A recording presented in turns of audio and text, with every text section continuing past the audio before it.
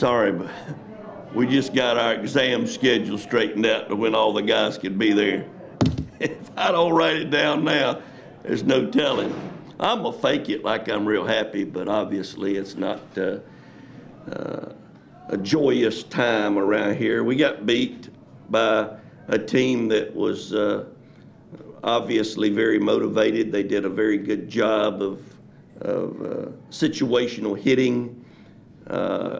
Couple of balls that we hit well happened to be right at somebody.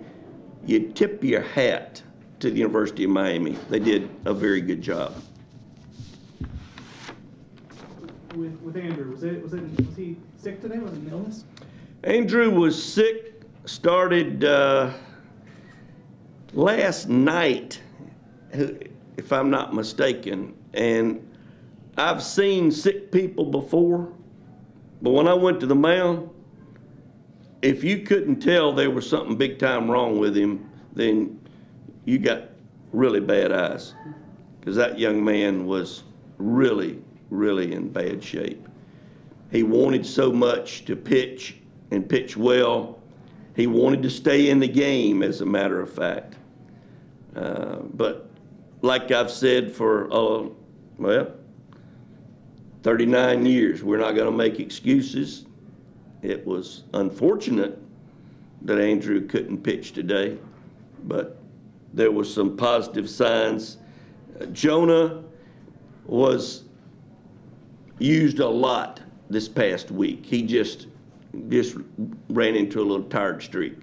But Austin, Connor, Tyler, Kobe went out there and battled, and like I say, you give the University of Miami the credit. 4 straight freshmen, you mentioned it, 4 straight freshmen came out of the pen there, starting with Jonah through Tyler. I mean, it's kind of a testament to the adversity that bullpen's gone through this year just with injuries. Yeah, and we were obviously in hopes that Cole would be ready to go today, and unfortunately he wasn't, but we're in hopes that he'll be ready to go next week. And it is amazing what one guy can do if you're able to use him in the rotation. Then that puts somebody like Van Eyck in the bullpen, which makes him available to come in. And of course, you saw the way he pitched last night. Mike, obviously a great crowd here, and the administration, everyone was kind of hoping for a celebration, but it's a pretty good example of baseball, and you can't really plan how things are going to go with that sport. Just really, really proud that baseball is looked at the way it is, not only by our administration, but by our community and students. We have a great following. It makes you feel real good that the support is always there. It's disappointing that things didn't go our way today, but I used to say that's baseball, but Steve's not here now. He used to always trash me about that, but it's amazing how one or two things can happen in the course of a game and can affect the outcome.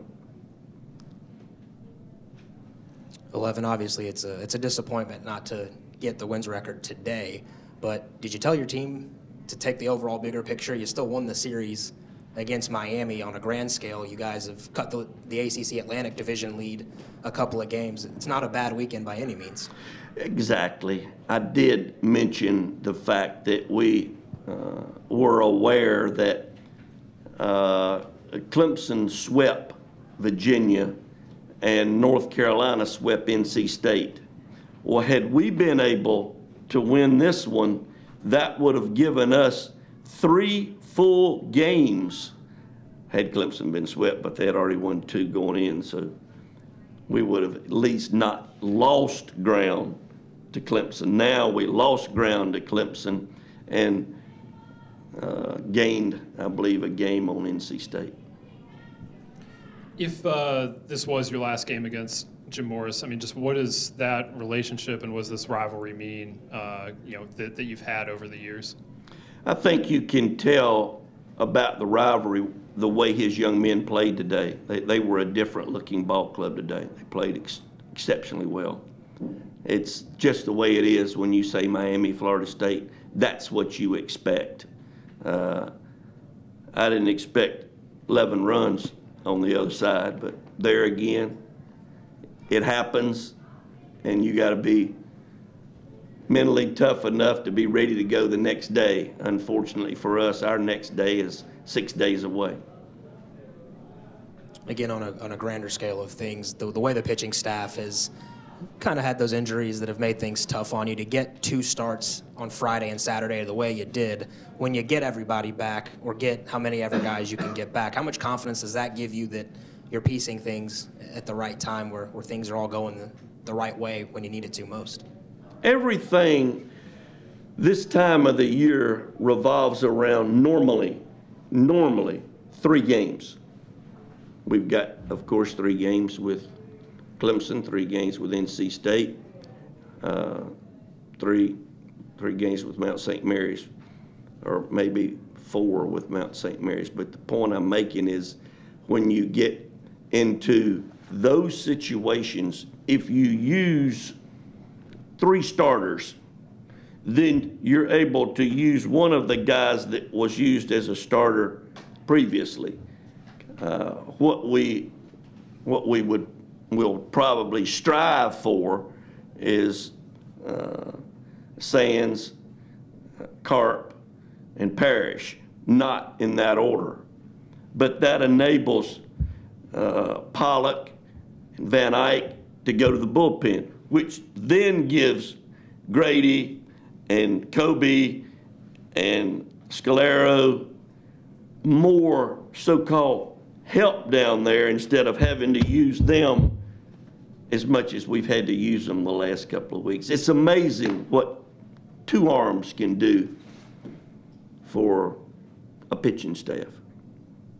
And we're hoping that we can get Kobe back and get Carpy well by this time next Saturday.